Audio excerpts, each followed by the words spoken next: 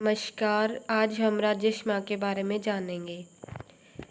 इसका संदर्भ हमने चरक संहिता, निदान स्थान, चरक संहिता, चिकित्सा स्थान, सुश्रुत संहिता, उत्तर स्थान, अष्टांग हृदय, निदान स्थान, अष्टांग हृदय, चिकित्सा स्थान, माधव निदान प्रथम खंड से लिया है।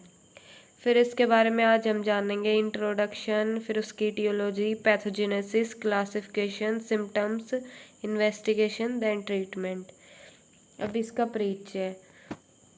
अनेक रोग उपद्रव रूप में जिसे आश्रय करके होते हैं तथा जिसके होने के कारण प्रतिशायी का श्वासादि पूर्व रूप में उत्पन्न होते हैं, जिसका निदान कठिनता से होता हो तथा जिसकी आसानी से चिकित्सा न की जाती हो, ऐसे महाबलशाली रोग को शोष कहते हैं।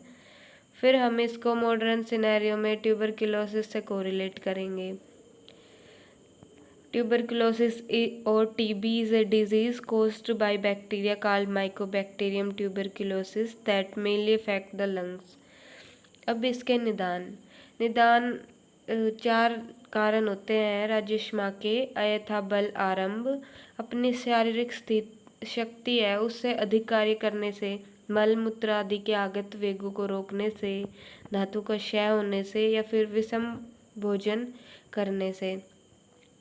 और इसके कोजेस है Mycobacterium tuberculosis caused by tuberculosis in the lung, other tissue of the human body, Mycobacterium बोविन and Mycobacterium avium.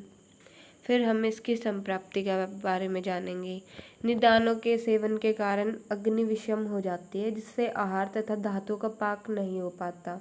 विशेषकर आहार रस से कफ का निर्माण होता है।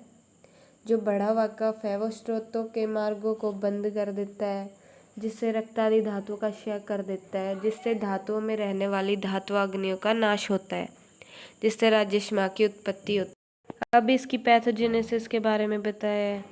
इसके भेद, निदानों के आधार पर, लक्षणों के आधार पर और एक विध राजश्मा। निदानों के आधार पर अयथा बल आरंभ, धातु क्षय जन्य, वेग संधारण जन्य, विषमासन जन्य।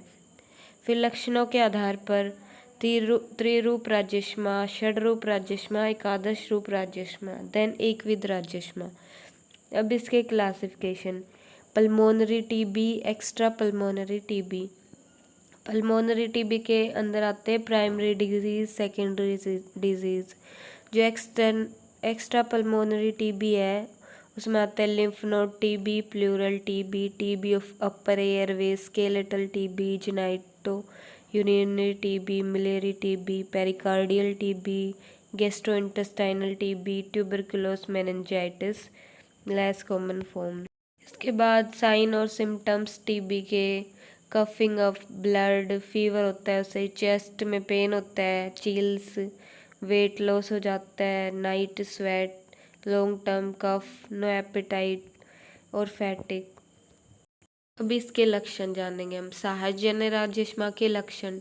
सिरशूल, कास, कंठोध्वंस, स्वर भेद, अरुचि, पार्श्वशूल, अतिसार, जृंभा, ज्वर, उरयशूल, रक्त स्थिवन। फिर वेग संधारण जन्य राजश्मा के लक्षण। प्रतिशायी, कास, स्वर भेद, अरोचक, पार्श्वशूल, सिरशूल, ज्वर, अंगमर्द, वमन, अतिसार। फिर धातुक्षय जन्य राजश्मा के लक्षण। प्रतिशायी, काश, ज्वर, अंगमर्द, शिरोरुजा, श्वास, अतिसार, पार्श्वशूल, स्वर क्षय, अरुचि, संताप। फिर उसके बाद विषमासन जन्य राजश्मा के लक्षण।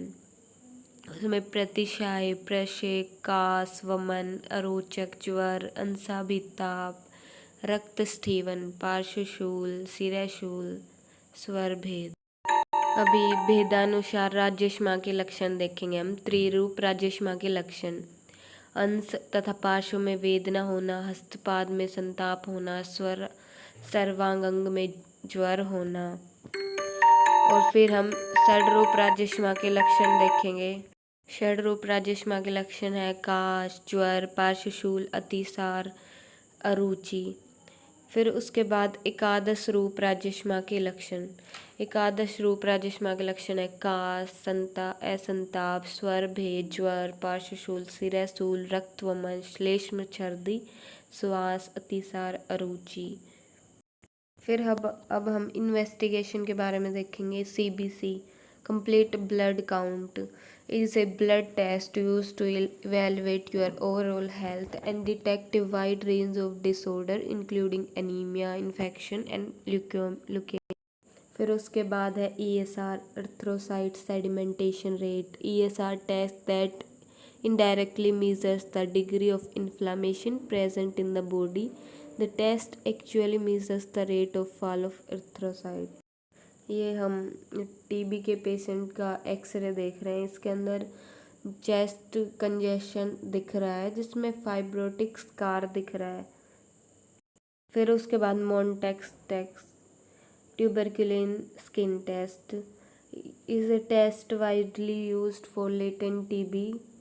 फिर उसके बाद ABF sputum acid fast bacillus testing is a microscopic examination of a person sputum. इसमें स्पूटम का टेस्ट करेंगे।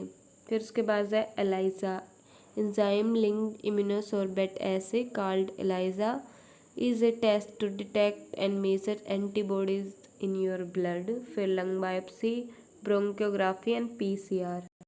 अब हम इसकी चिकित्सा के बारे में डिस्कस करेंगे।